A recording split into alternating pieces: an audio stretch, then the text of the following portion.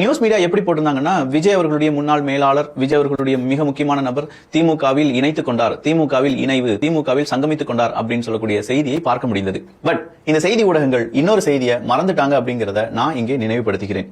PT. Selvakumar அவர்கள் சாதாரண மனிதர் கிடையாது. அவர் இதுக்கு முன்னாடியே ஒரு கேண்டிடேட்டா இதுக்கு முன்னாடியே விஜய் அவர்கள் கட்சியை தொடங்கி அப்படி எப்படி நான் கேண்டிடேட்டா வர முடியும் அப்படின்னு கேட்டா, அவர் மக்கள் நீதி மையத்துக்கு போய் அங்க அந்த எலெக்ஷன்ல ஒரு கேண்டிடேட்டா நின்ன நபர், நாகர்கோயில நின்ன நபர் தான் இந்த பி.டி. செல்வகுமார் அவர்கள். சார் என்ன சார் சொல்றீங்க?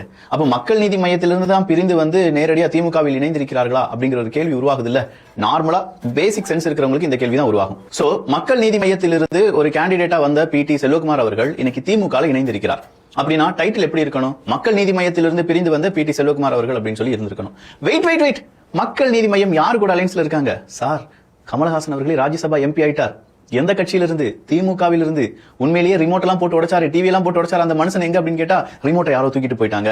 நான் இப்போ முக்கியமான ஒரு இடத்துல கூட்டணி வச்சிருக்கேன், இது காலத்துக்கு தகுந்த கூட்டணி, இதுதான் மக்களுக்கு தேவையான கூட்டணி, இந்த கூட்டணியை விட்டா வேற எந்த கூட்டணியும் இப்போது தமிழ்நாட்டை காப்பாற்ற முடியாது அப்படின்னு சொல்லி ஏகப்பட்ட வசனங்கள் புரியாத மாதிரியே பேசக்கூடிய ஒரு நபர் கமலஹாசன் அவர்கள். அந்த கமலஹாசன் அவர்களுடைய கட்சியில் இருந்தவர் தான் பி.டி. செல்வகுமார் அவர்கள்.